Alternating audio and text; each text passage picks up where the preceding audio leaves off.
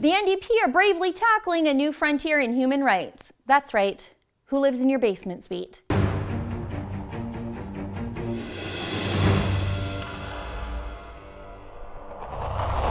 NDP are making changes to the Human Rights Code to make it illegal for landlords to discriminate based on age, essentially outlawing new adult-only buildings and phasing out the ones that currently exist.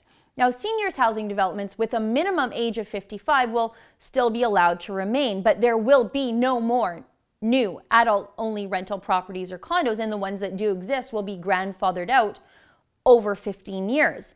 The Human Rights Code will now be able to punish landlords who don't want to rent to families with small children or to younger tenants.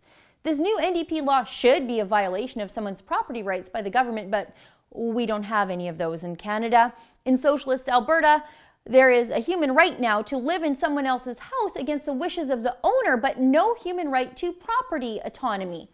This attack on landlords, it's an ideological thing for the left. Landlords and owners of anything, really, are the successful products of a capitalist system, which is why the socialist NDP are attacking them in the name of their new favorite cause, fake human rights.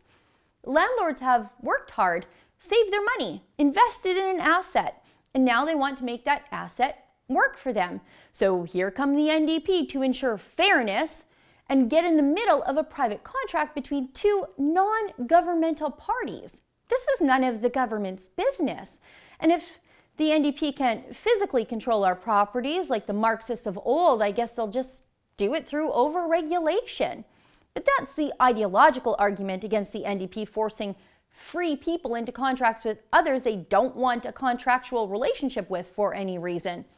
There are plenty of practical reasons to disagree with the NDP, thinking someone else has a human right to live in my home without my consent. Imagine grandma and grandpa just want to develop a basement suite to supplement their income in their golden years, and maybe to have someone around the property for insurance purposes if they want to take their RV to Arizona to be snowbirds for the winter. Well, now they have to, by law, rent to financially qualified 18-year-olds who may live a much different lifestyle than grandma and grandpa want to have going on in the basement of the family home they loved and tended for 5 decades. But if Gran and Pa don't rent to this pair of financially qualified, albeit otherwise irresponsible 18-year-olds, they're committing a human rights crime. A crime. This is insane. The NDP are criminalizing your discretion to choose a renter for your property that matches your lifestyle. And then there are the unintended consequences the left just never manages to have the foresight to prepare for. The Edmonton Journal, of course, parroting the government talking points, says families with children will have more housing options in the new year if proposed changes to Alberta's human rights legislation are passed. But oh no, the opposite is going to happen. Like everything else socialists do, this change in law will only hurt the poor people and the families it's designed to help. The same thing happens all the time with rent control. The natural reflex of people will be to not buy rental properties and not develop secondary suites, because why bother? If you lose control of your property and your discretion as an owner under the threat of a human rights complaint, why would anyone make a several $100,000 investment and take this risk?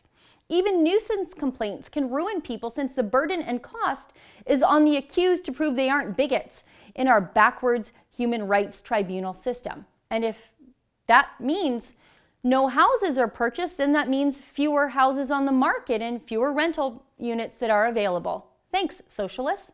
I know, they don't understand supply and demand and real human rights like property rights. And they never will. For the Rebel.media, I'm Sheila Gunn-Reid. Did you know I have a weekly show, of course, called The Gun Show, where we talk about issues affecting Alberta? To get access to my show and all of our other amazing premium content, become a subscriber today.